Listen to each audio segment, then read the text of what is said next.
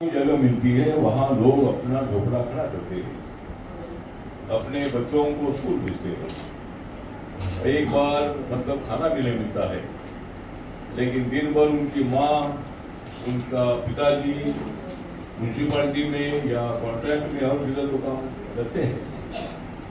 वैसे लोगों को पक्का मकान देने का निर्णय महाराष्ट्र सरकार ने लिया।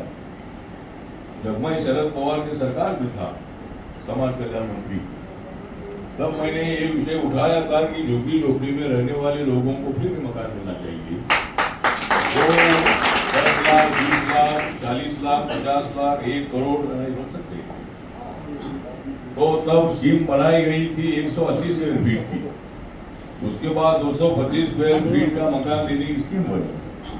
अभी देवेंद्र फडणवीस सरकार के वक्त पर अभी 300 स्क्वायर फीट का कारपेट एरिया का मकान, मतलब 400 स्क्वायर फीट का बिल्डअप एरिया का मकान झुग्गी झोपड़ी के लोगों को मिलता है।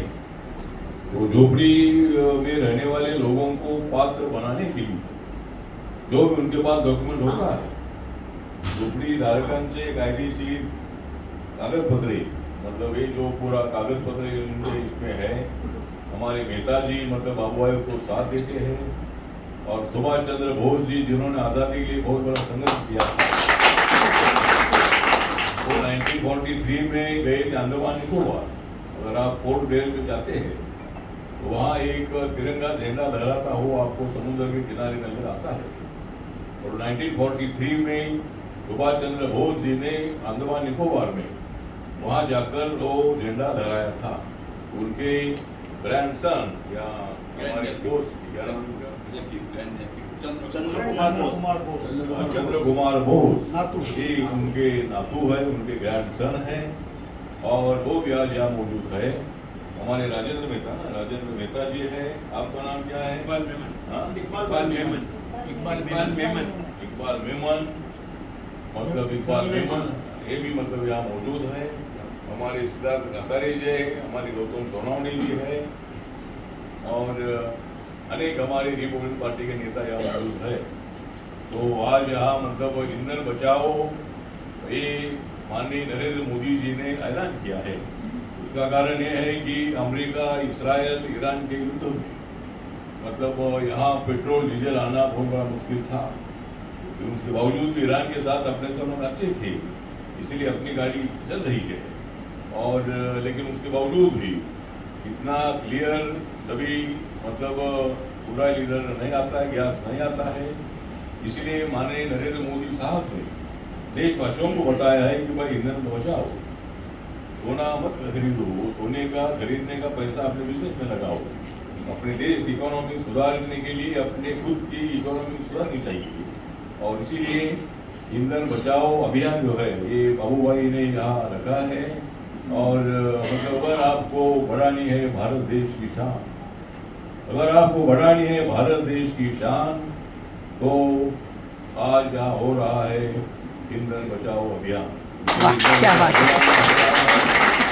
और नरेंद्र मोदी जी के पास है बहुत बड़ा ज्ञान, नरेंद्र मोदी जी के पास है बहुत बड़ा ज्ञान, इसीलिए यहाँ हो रहा है ईंधन बचाओ अभियान।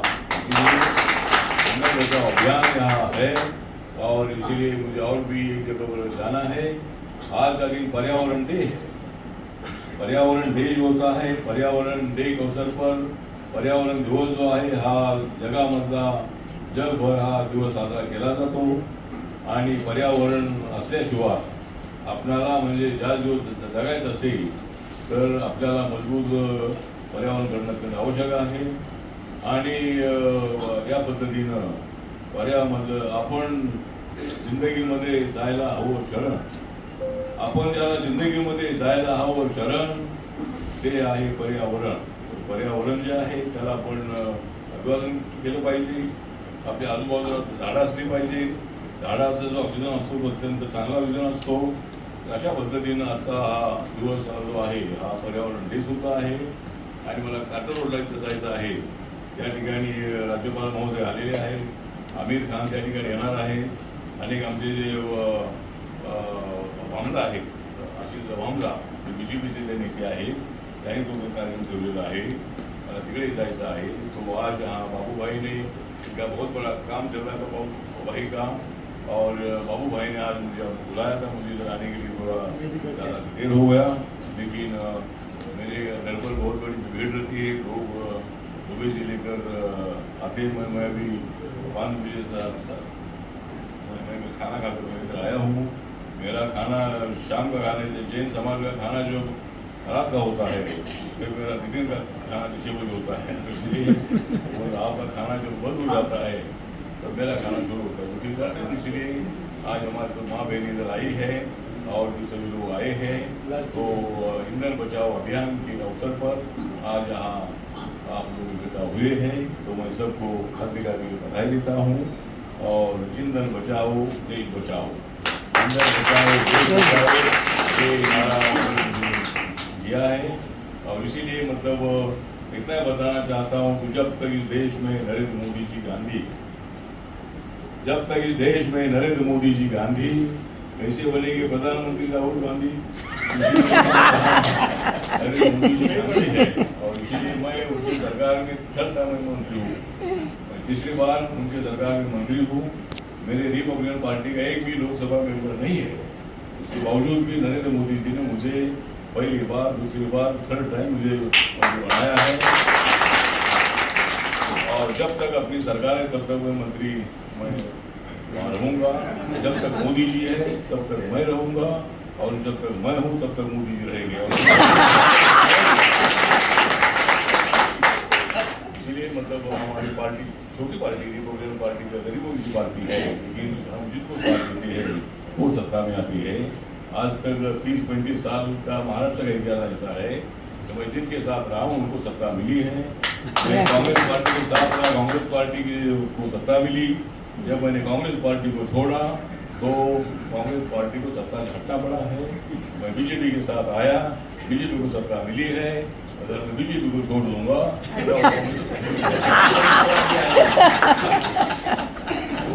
तो नहीं है, इसलिए फिर एक बार मैं आप सब लोगों का आभार व्यक्त करता हूँ। नमस्कार, प्रणाम, जय भीम।